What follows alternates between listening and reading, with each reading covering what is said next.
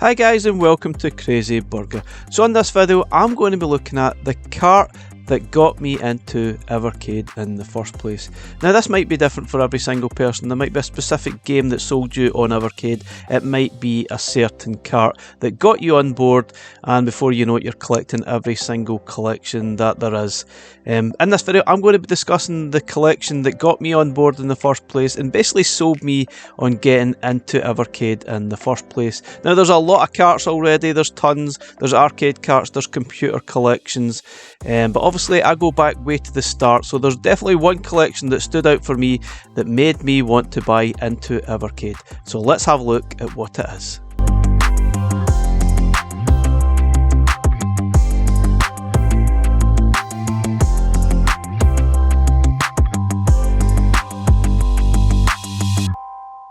Okay, so obviously I was aware of the Evercade and some of the carts, but a lot of the early carts didn't really sell me on the idea. But when this cart got announced, May 2020, that's when I got on board. That was the Oliver Twins collection.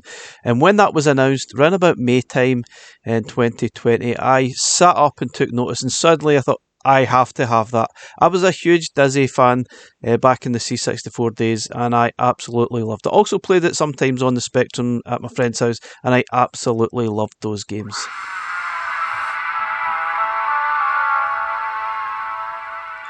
Okay, so I absolutely loved the Oliver Twins collection, and obviously the Dizzy games in particular. Those are the games that I remember playing for the first time on the Commodore 64. Now, interestingly enough, the first game I actually played on my Commodore 64 was the original Dizzy, and it was really tough, but also had at the same time Treasure Island Dizzy, Magic Land Dizzy and Fantasy World Dizzy. Now the naming convention is all mixed up. We obviously got the NES versions on Evercade, which I was a little bit disappointed to at first. I definitely would have preferred the home computer versions, but some of the versions we've got here on the NES are not too bad. A little bit too much flickering for me, but the versions are okay. They're not amazing, but they are okay. I still enjoyed playing them very much, and it was great to revisit playing those games that I remember from my sort of latter stages of my childhood. Absolutely loved them.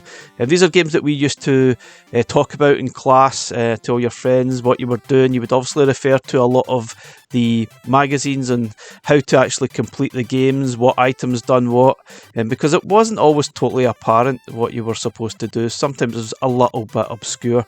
Now I guess outside of the UK, Dizzy might not be as well known, but for me, or inside the UK, Dizzy was something of a home computer mascot, a little bit like Sonic was for Mega Drive or Super Mario was for Nintendo. So it was a little bit like that. I absolutely loved playing them. I loved the adventure part of it. Didn't really like the fact I got one life on Treasure Island Dizzy. Playing that on a Commodore 64 and losing your life was soul destroying. The later games were a little bit better, like Fantasy World Dizzy was probably my favourite. Along with Magic Land Dizzy. They were fantastic, but as I said, the naming convention got changed when the games were released on the NES in North America. Not entirely sure why they done that, and that's obviously the version we have on Evercade. It does get a little bit confusing. If you obviously had these games originally, it does get a bit confusing what games actually what.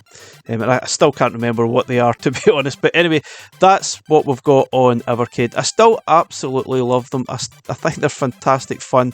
I know they're not for everyone. It was certainly interesting at the time when the games were released, especially watching some YouTubers from like North America. A lot of them probably preferred the puzzle games that were included in the collections and didn't really enjoy the Dizzy style games, which was kind of interesting to me at the same time. But obviously everyone is different, everyone likes something a little bit different, so that's obviously fine. Now there's obviously a lot of other games on the collection like BMX Simulator. All of them I think are the NES versions that are on here. This one is notoriously tough. It was tough on the C64 as well, but I think it seems a lot tougher. But there was certainly a hidden gem on the collection in Dream World Pogie. Now this is a game that was released just a few years ago, so it's pretty much more of a modern style game, and it's absolutely fantastic. It might even have been one of my most favourite games on the collection, which is almost ironic enough considering I bought it for those Dizzy games. But it's really good fun. I would highly recommend it if you've never actually played it before. Now, not all the Dizzy games on the collection are great. I think there's a few. I think it's Fantastic Adventures of Dizzy. I can't remember the name, which I found really tough and frustrating to actually play through. I think that's the only one I never actually completed, and I just did not have the patience to go through it. But the rest of the Dizzy games I really enjoyed. I wasn't actually that fussed on the puzzle games, to be honest, which was probably a bit weird because it's the opposite for some people. They prefer those puzzle style games, which is obviously fine, but I preferred the adventure style games and finding those items and trying to complete the different missions that you have from the characters throughout the game. I absolutely loved it. I think probably my personal favourite was probably Fantasy World Dizzy, which I think is called something else on the NES. I think was it Mystery World Dizzy, I'm sure. This was actually Fantasy World Dizzy, which was the third in the series of the Dizzy games. So totally confusing. I'm not sure why the naming convention was changed for release on the American market. I don't understand that at all, but it is what it is. The versions are pretty good, there's no doubt about it. They are pretty good. Probably a little bit more colourful than the version we had on the home computers, but still, I think just for that nostalgic reason, I probably would have preferred the C64 version or even the Spectrum version, which would have been fine. But obviously with the Spectrum version, we would have had the colour clashing, so would you rather have the flickering on the NES version of the colour clashing? I don't know. But anyway, still great games. They are pretty much the same, whatever platform you play them. And I still love playing these games to this day. I think they're fantastic, but I know they're not for everyone. Not everyone enjoys this style of game. But basically what I would like to know, guys, is what cart or what game got you on board to the Evercade products. Now, obviously, that could be very different to every single person, depending what time you got on board. If you only got on board recently, it could well be the Duke Nukem collections. It could even be the Sunsoft collections or Renovation collections or something completely different entirely.